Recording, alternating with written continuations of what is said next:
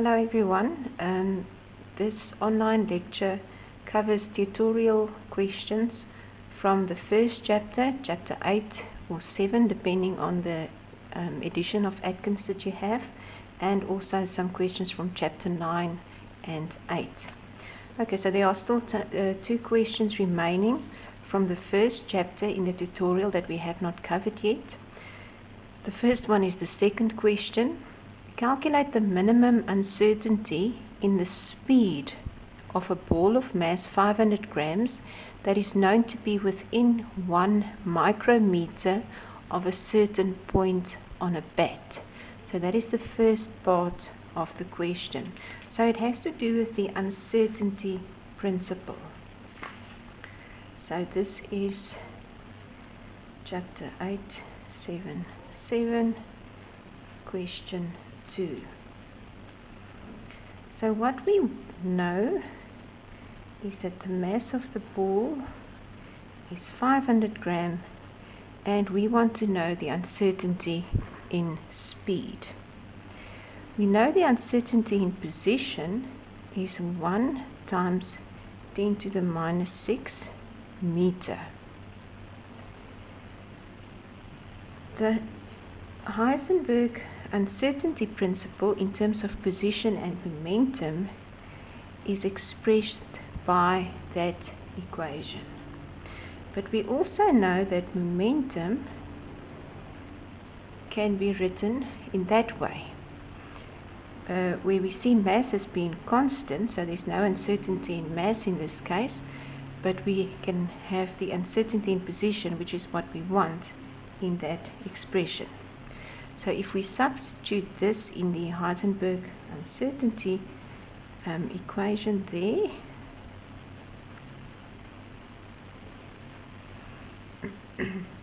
and rearranging that equation gives us the following expression.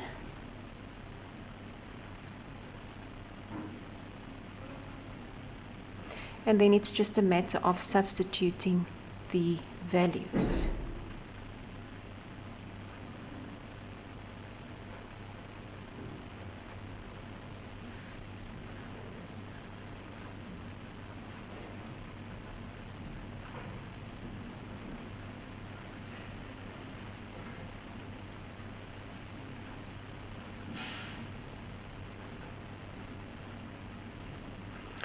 And there we have the uncertainty in the speed, which is a very small value, which is what you would expect in the macroscopic world, because we're dealing with a ball of quite a big mass.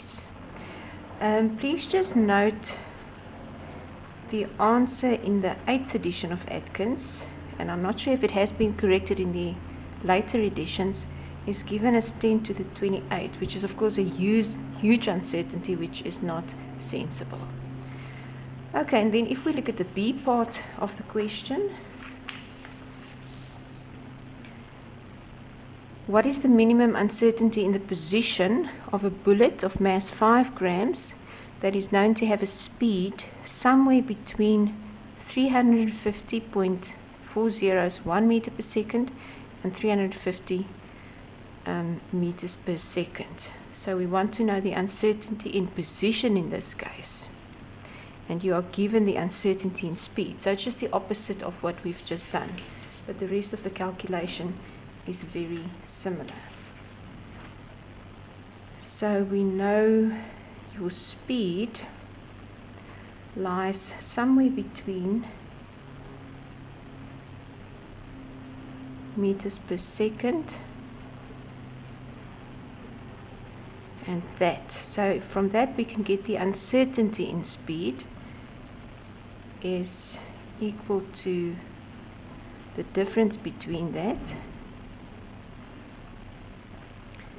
and we know the mass,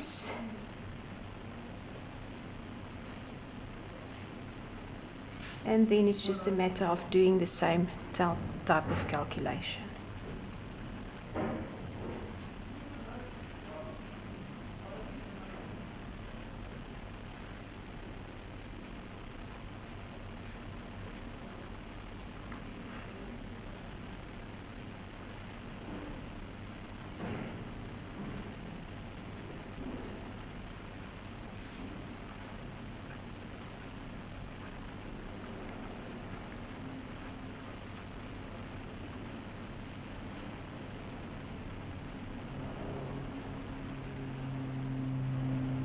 And again we get a very small uncertainty in position because we know where the bullet is in the macroscopic world. Question 4 asks the following.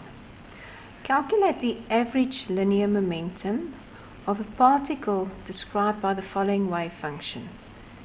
Psi is equal to cos x, where x ranges from minus infinity to 2 infinity.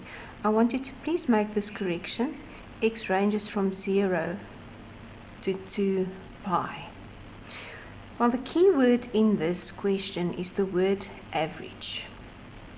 Remember we said when you see the word average, you must know that this asks for the expectation value of the specific observable, which in this case is linear momentum of the particle described by the wave function.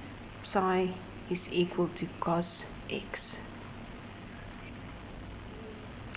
Okay, so average, that word tells us we want the expectation value. So from the data sheet you must be able to recognize the equation used for expectation value, which is this one. And remember, these type of brackets indicate expectation value.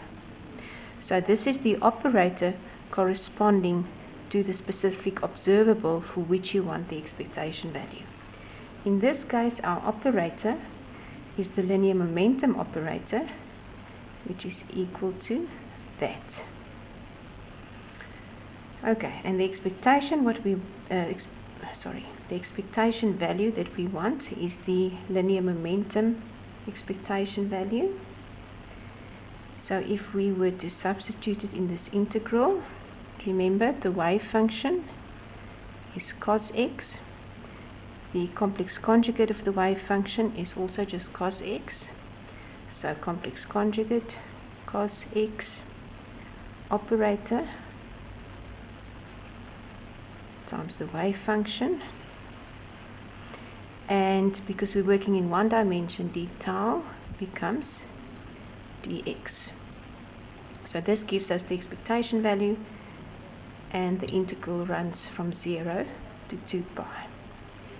So h bar over I is a constant, 0 to 2 pi, cos x, and d dx of cos x is minus sin x dx, that you can just find in your data sheet.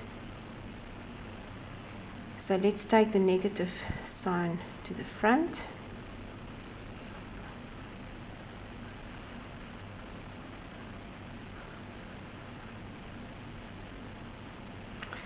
Okay, and if you have a look on your data sheet, you will see that the integral of this is minus a half cos squared x between 0 and 2 pi. The integral of cos x times sin x. This is the integral we've seen before. So if we substitute that, it's minus a half cos squared 2 pi minus a half cos squared 0 minus h bar over I. Cos squared of 2 pi is 1, so it becomes minus a half times 1 minus a half. Cos of 0 is 1, is minus h bar over I, minus a half, minus times minus becomes a plus, plus a half is just 0. So that means the expectation value of the linear momentum is 0. So now you can ask yourself the question, if this makes sense. Well, we've actually looked at this wave function or a similar wave function before. If you think back to an example that we saw previously, it's also part of the or a question in this tutorial. We showed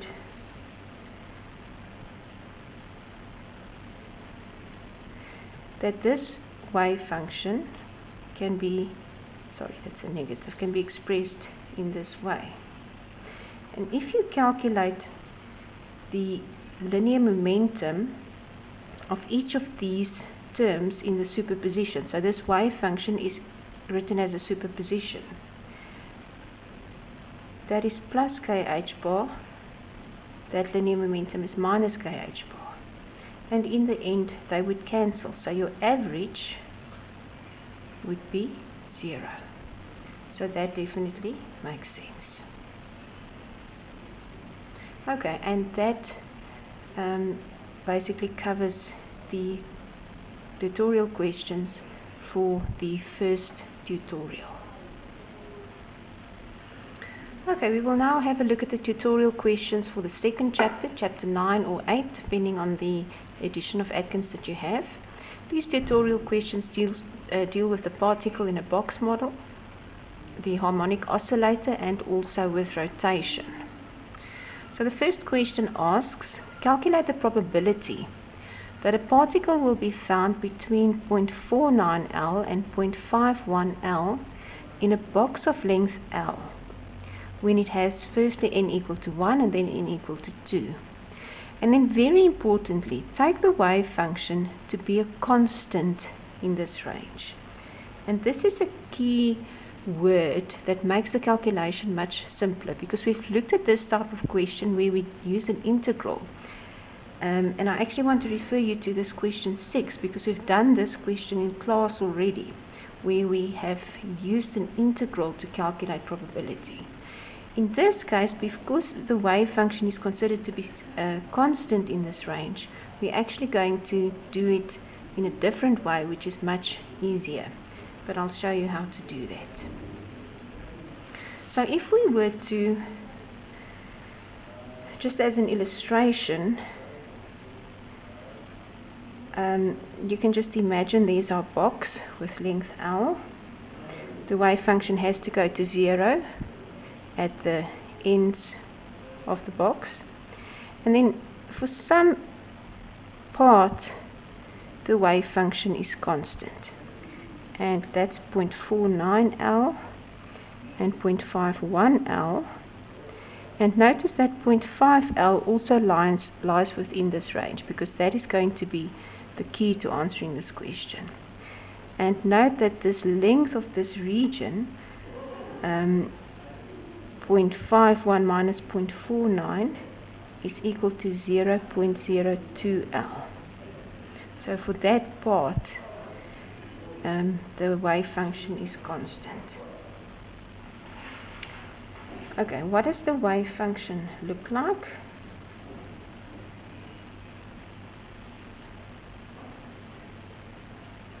That is the particle in a box wave function. You should be able to find that in the data sheet. Now normally our probability would be calculated in the following way.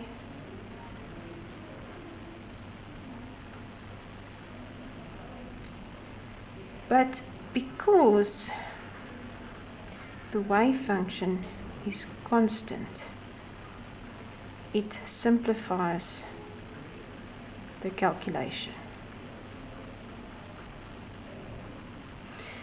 And we can change this integral because the wave function is the same over this whole region.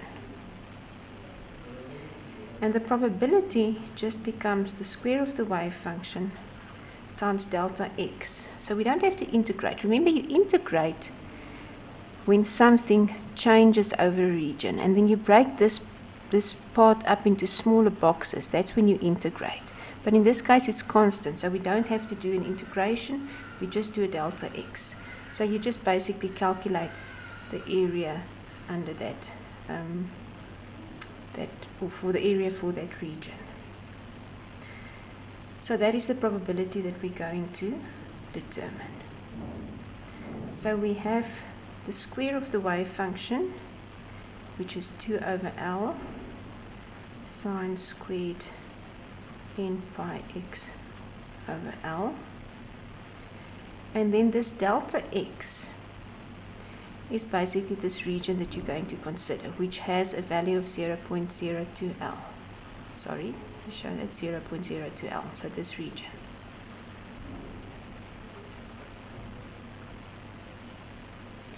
These are delta X.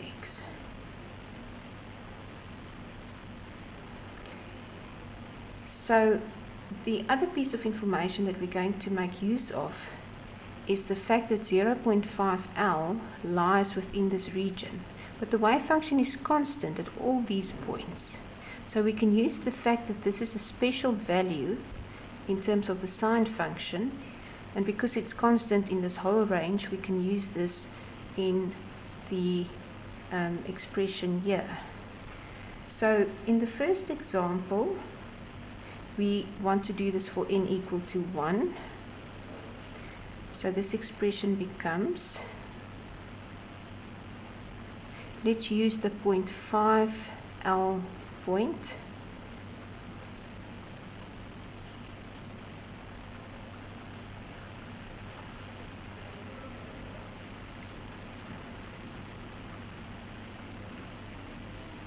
L's cancel, and that would be pi over 2. No, sorry, 2 pi. That looks better.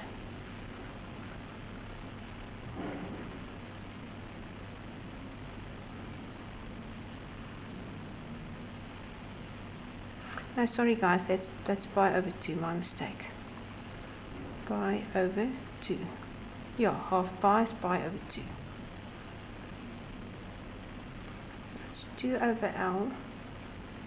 Sine of pi over 2 is 1 times 0.02 L. L's cancel.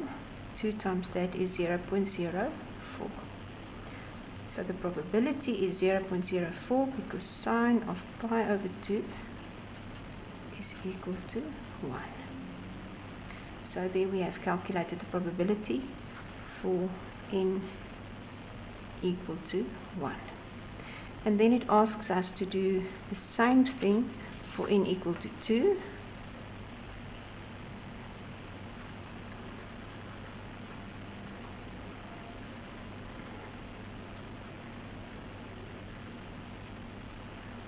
Becomes 2 pi.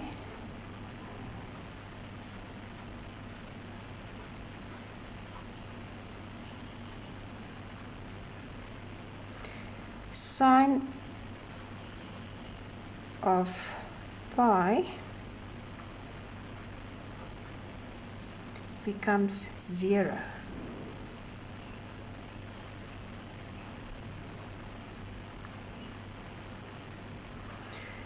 So that means we have a probability of 0. So the particle will not be found between x equal to 0.49 L and x equals 0.51 L for n equal to 2.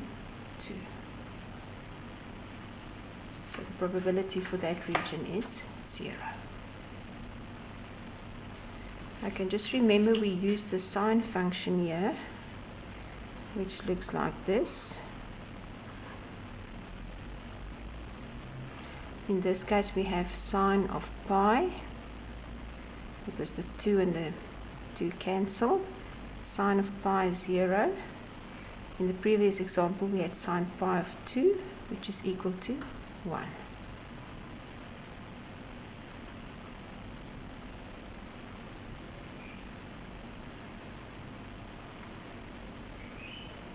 The next question deals with the harmonic oscillator. So question 2, calculate the 0 point energy of a harmonic oscillator consisting of a particle of mass 5.16 times 10 to the minus 26 kilogram and force constant 285 newtons per meter. So we want the 0 point energy of that oscillator.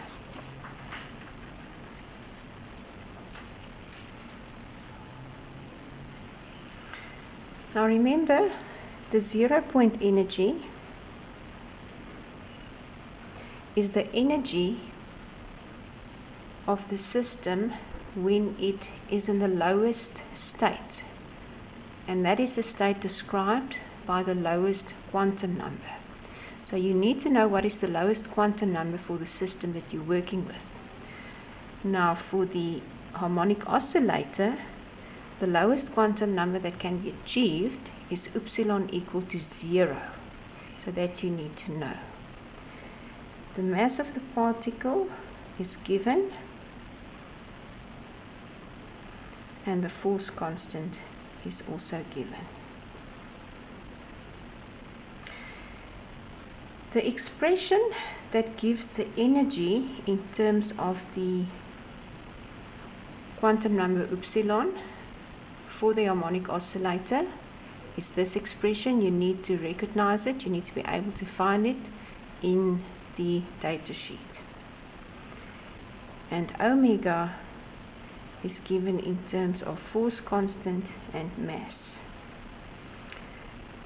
So if we want the expression for epsilon equal to 0, that is 0, so it's a half times h bar omega, and if we substitute omega, it's a half times h bar k over m to the power half. And this is what we want, the 0 point energy.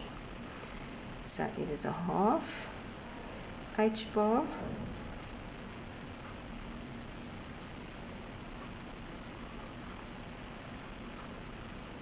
k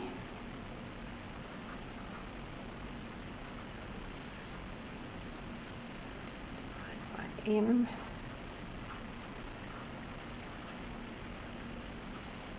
and then it's just a matter of taking care of the units.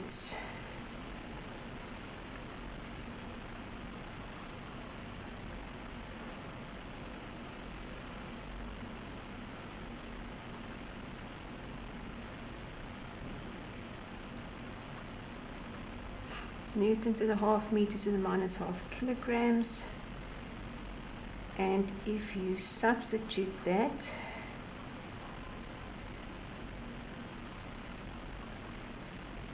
Newton is meters per kilograms per second, per second squared, to the minus 2, half meter to the minus half, kilograms to the minus half.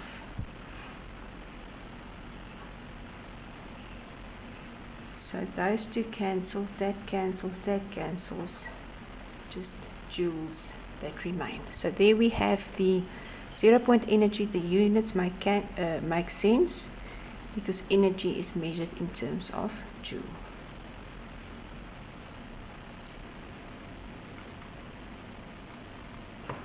Question 3 also deals with the harmonic oscillator system. Calculate the wavelength of a photon needed to excite a transition between neighboring energy levels of a harmonic oscillator of effective mass equal to that of a proton and a force constant of 855 newtons per meter. So we want the wavelength of a photon needed to excite a transition between neighboring energy levels. So what you need to know is the energy level separation for a harmonic oscillator. And remember we said that is constant, equal to h bar omega, regardless of the quantum numbers between the energy levels, the quantum numbers of the energy levels that you're looking at. So the energy of the photon, which is equal to h nu, must be equal to the energy separation, which is h bar omega. So this is basically what we are going to use. And remember that can also be expressed as that because we actually want the wavelength of the photon. So this is what we want. Remember guys, we're dealing with a photon, which is a wave. That is why we use this expression. You cannot use the de Broglie expression. That works for particles. You cannot use that here. You have to use this expression. Okay, it tells you that the particle has the mass which is the same as that of a proton, and it gives you this value.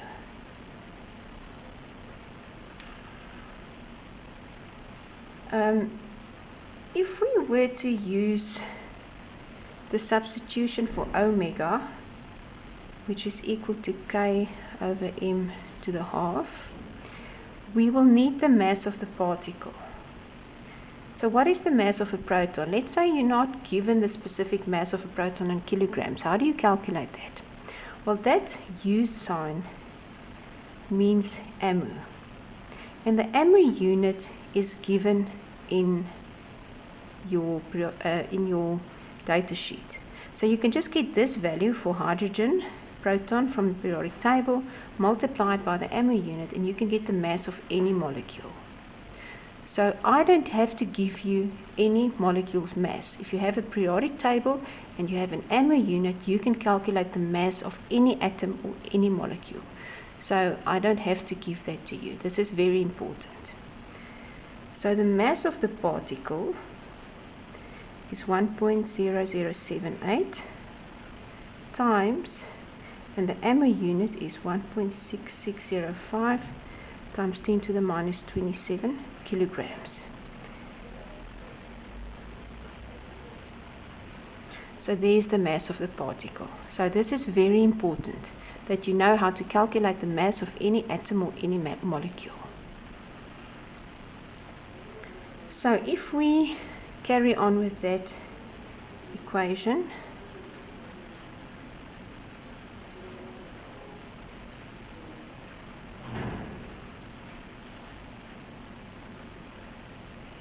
we can express H bar in terms of H, divide by H,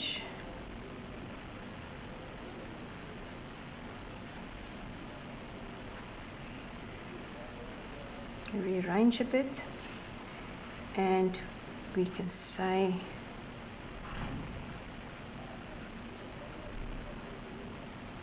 and if you do that substitution, you can find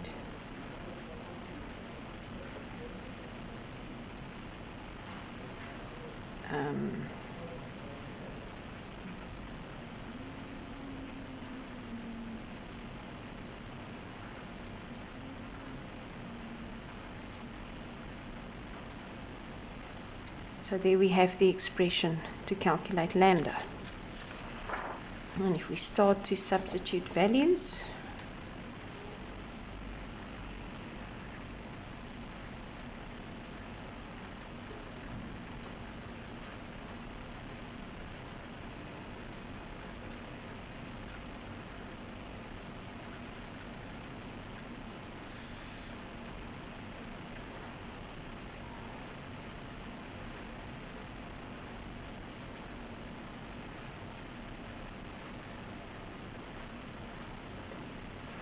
we find the wavelength of the photon. So you can just check the units. The units for 1 Newton is given in your data sheet, so you can do that substitution, Newton to the half, and make sure that everything cancels. The unit for wavelength is meters, which makes perfect sense. So we've calculated the wavelength of the photon required for that transition.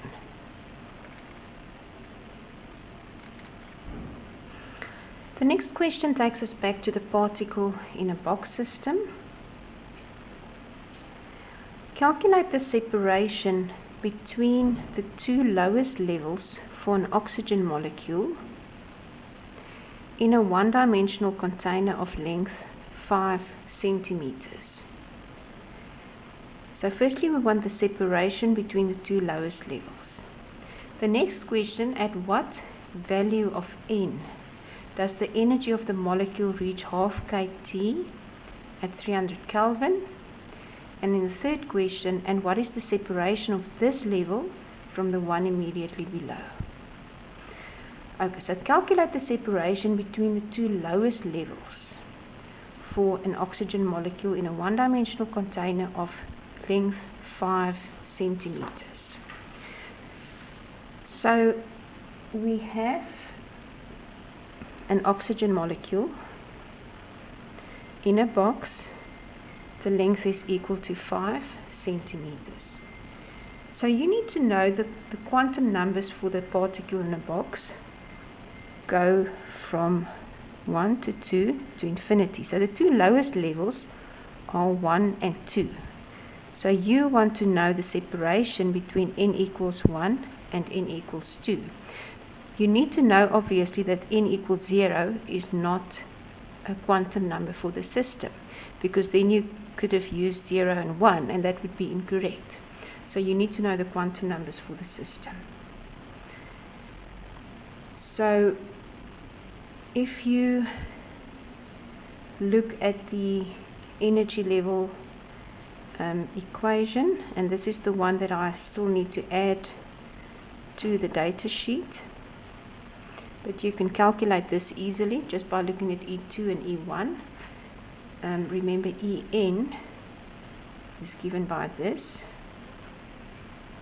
So E1 is h squared over 8mL. E2 is 4h squared over 8mL. So if you were to look at E2 minus E1 is 4h squared over 8mL minus h squared over 8mL is 3h over 8mL. So this is not difficult to get to that expression.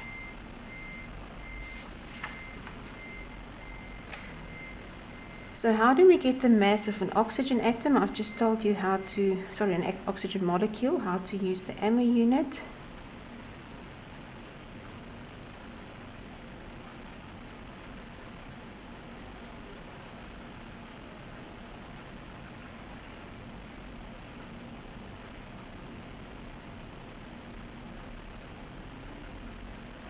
There we have the mass of an oxygen molecule. So if we substitute that into our delta E, which is E2 minus E1, 3 times H bar divided by 8m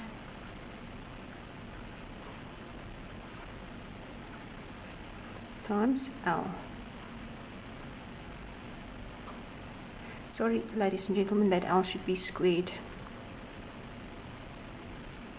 Just missed that. Okay, so L squared. And you get a value of 1.24 times 10 to the minus 39 joules. So there we have the energy level separation between the first two levels, which answers the first part of the question. Okay, the second part of the question, at what value of N does the energy of the molecule reach half kT at 300 Kelvin? Now this half kT, if you think back to the Boltzmann's equation, that K is the Boltzmann's expression. And here we talk about the energy of the molecule. We're not talking about an energy separation. We're talking about the energy itself. So when is the energy half kT, where T is 300 Kelvin? So we're not talking about separation, we're talking about energy.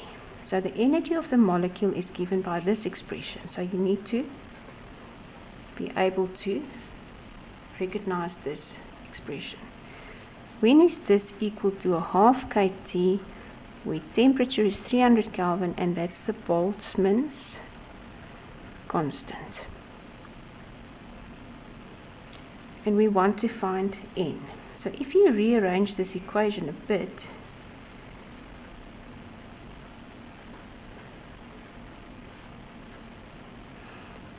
that is what we want.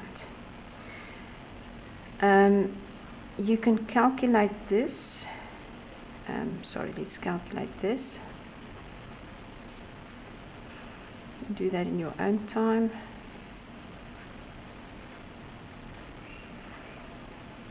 I've actually, just to show you how I got there, if to calculate this because we're going to use this again later. So that's that little part.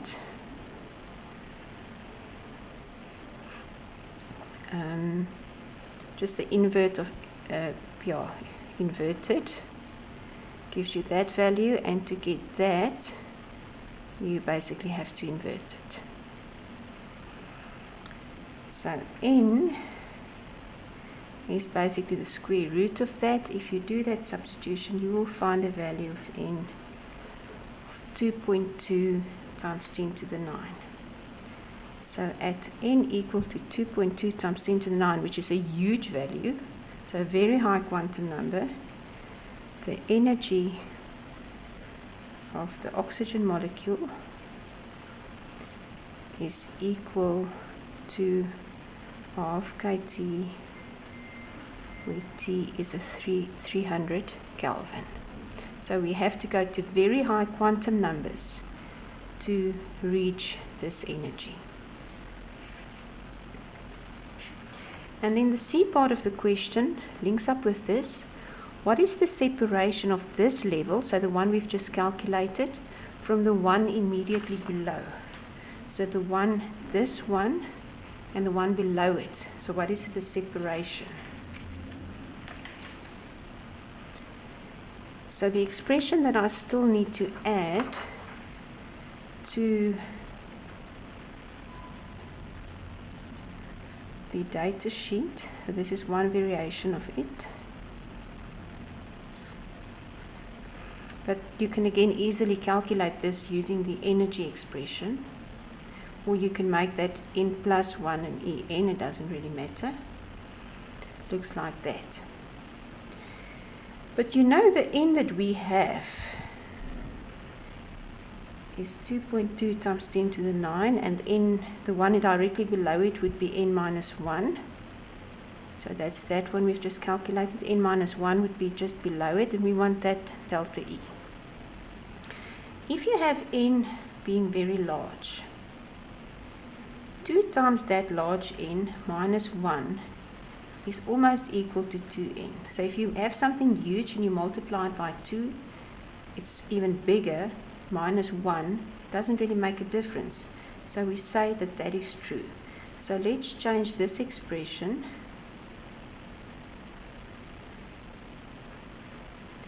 to that. And remember, that's the little part that I told you I've calculated previously. H bar squared, sorry, that's not an H bar, that's just an H. H squared over 8ml squared. N, that is equal to 4.13 times 10 to the minus 40 joules, and that gives you a value of 1.8 times 10 to the minus 30 joules. Does this make sense? That the separation between n equal to 2.2 times 10 to the 9 and the level below is 1.8 times 10 to the minus 30 joules. We set the separation between the first two levels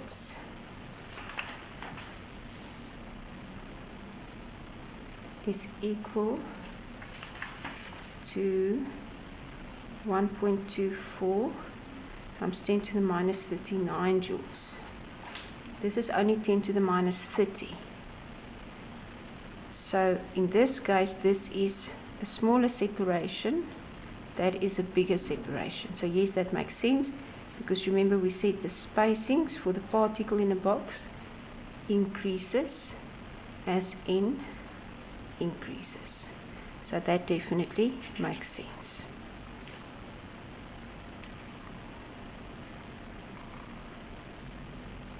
Question number 5 deals with rotation of a molecule. So the rotation of an HI molecule can be pictured as the orbital motion of a hydrogen atom at a distance of 160 picometers from a stationary iodine atom. This picture is quite good. To be precise, both atoms rotate about their common center of mass, which is very close to the iodine nucleus. Suppose the molecule rotates only in a plane. So this tells us that we're dealing with two-dimensional rotation. Remember, for rotation we have looked at both two-dimensional and three-dimensional rotation. So you have to decide which of those two systems and which equations you will be applying. Because it says rotation on a plane, we know that we have to use the particle on a ring system. Calculate the energy needed to excite the molecule into rotation. That's the first question. And what, apart from zero, is the minimum angular momentum of the molecule? So basically what we're saying is we have an H-ion molecule. If this is the iodine atom, that's the hydrogen atom. We're considering the iodine atom to be stationary and the hydrogen atom to rotate or to orbit the iodine atom. So the motion that we're considering is the stationary iodine atom, hydrogen atom rotating around the iodine. So we have a 2D rotation on a plane. So it's a particle on a ring system. And this is question number 5. This radius, which is constant, is 160 picometers. So the question is, what is the energy required to excite the molecule into rotation? So we first have to look at the quantum numbers. Now for the quantum numbers, we have only one quantum number actually, which is ml. Remember, for the 3D case, we have two quantum numbers. For the 2D case, we only have one quantum number. And ml goes from 0, plus or minus 1, plus or minus 2, etc. The energies are given by this expression for the two-dimensional rotation case. And what do these quantum numbers mean? For ml equal to 0, there is no rotation,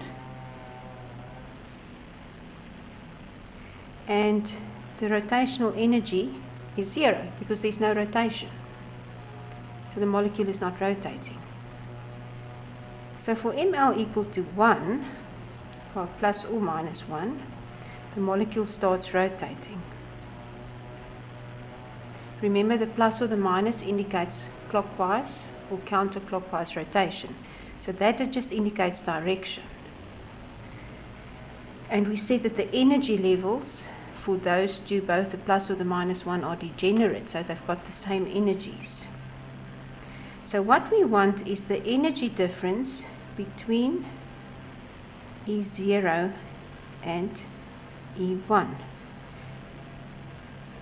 Because in E0 there's no rotation, and in E1 either plus 1 or minus 1, they have the same energy levels, the molecule rotates either clockwise or counterclockwise. So how much is this delta E to excite the molecule into rotation? Well, we know E0 is 0. What about E1? Well, ml squared is 1, h bar squared over 2I, and I is mr squared.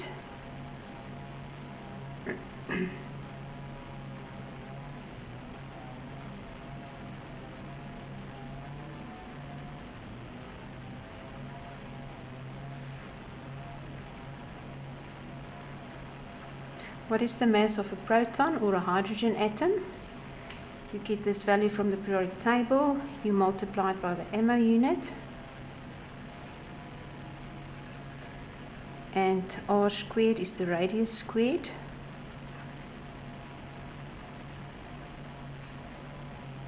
And that gives you a value of 130 times minus 22 joules.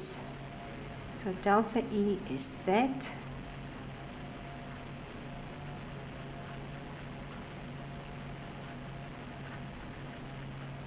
which is the energy required to start rotation.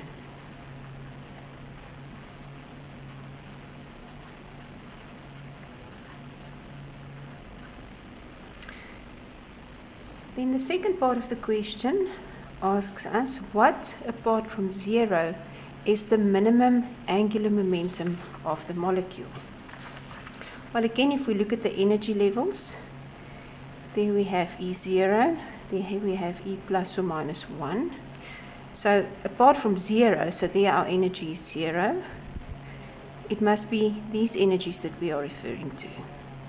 So what is the angular momentum in the energy state where the quantum number ml is plus or minus 1? Well, we know that is the expression for angular momentum. So when ml is plus or minus 1, Jz is plus or minus h bar. So that is the angular momentum values, plus or minus h bar. So this is the lowest angular momentum that can be obtained, except from 0, which is the smallest value. Okay, and that basically ends off all the questions in this tutorial. Remember, I said that question number 6 has been done in class already.